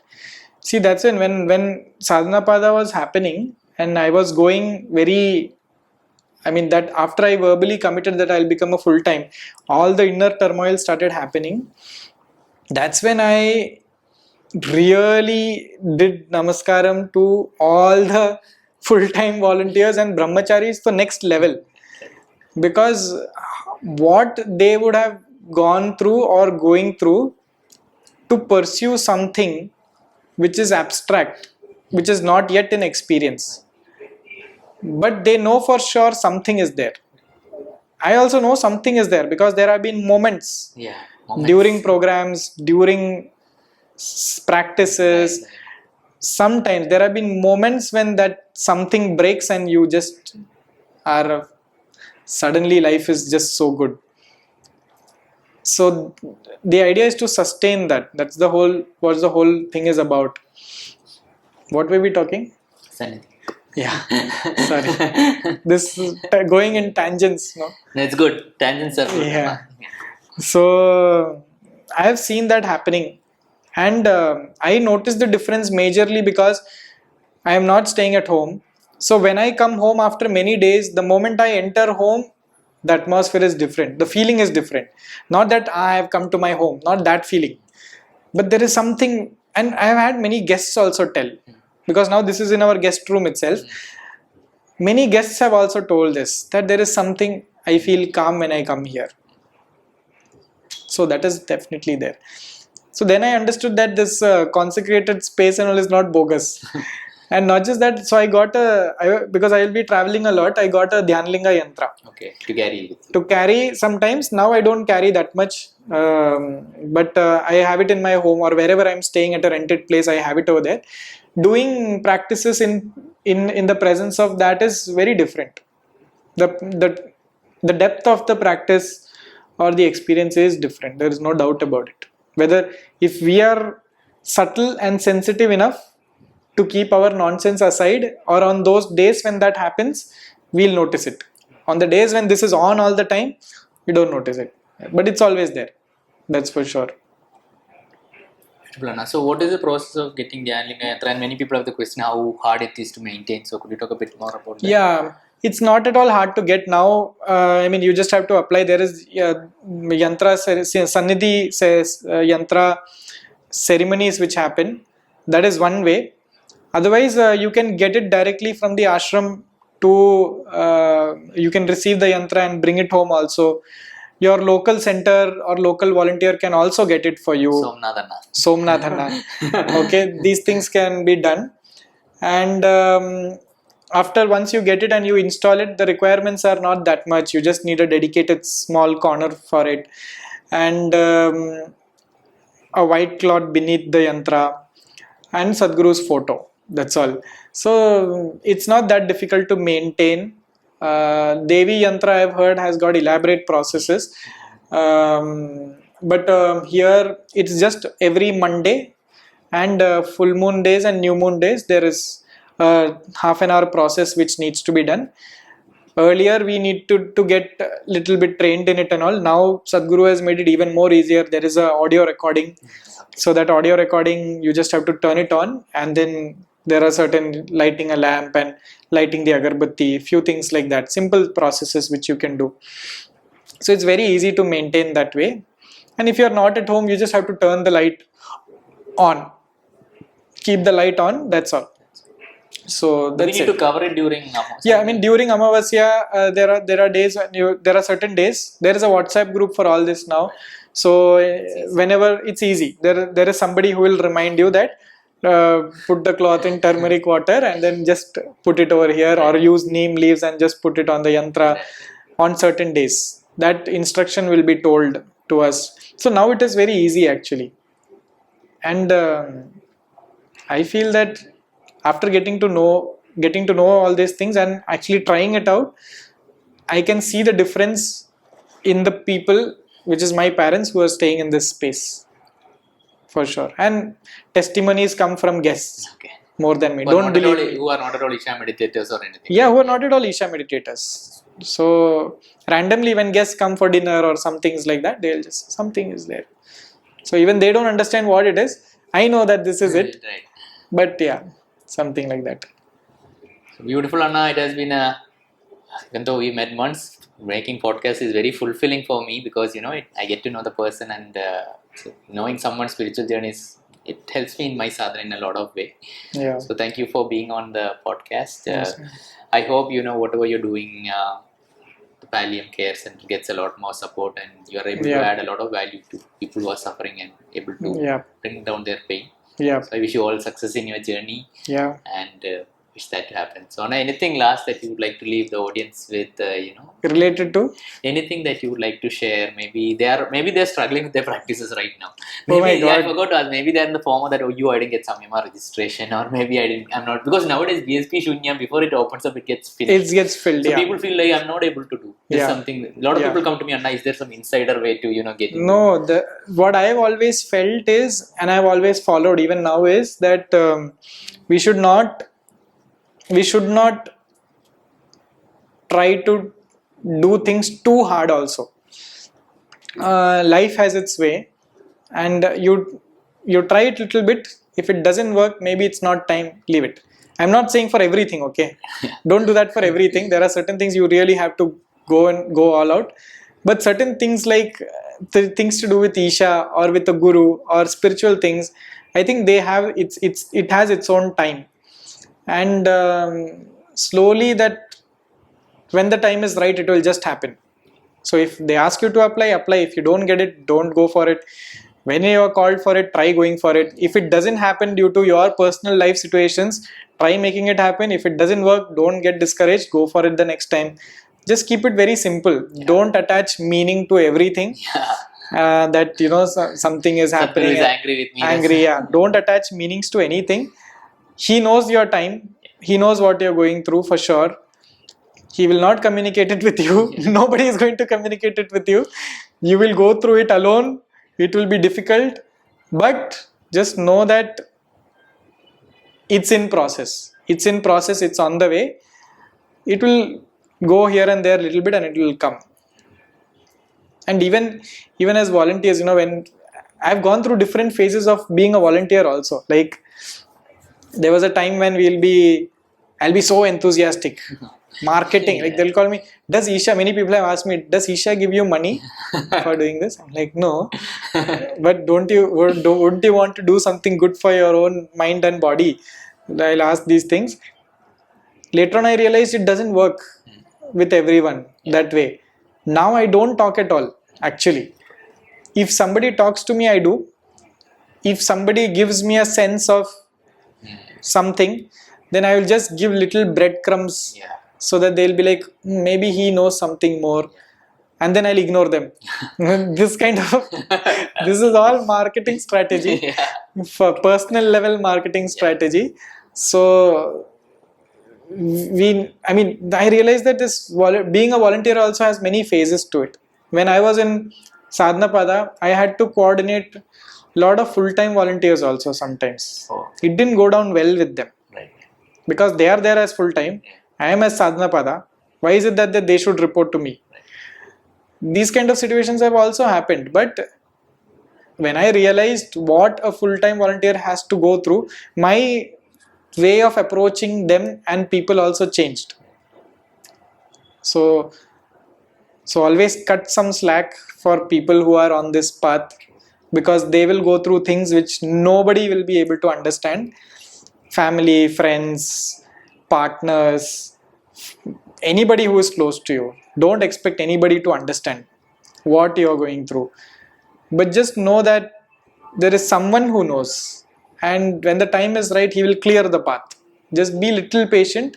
That little may mean few months or few years, doesn't matter. But keep gently pushing in that direction.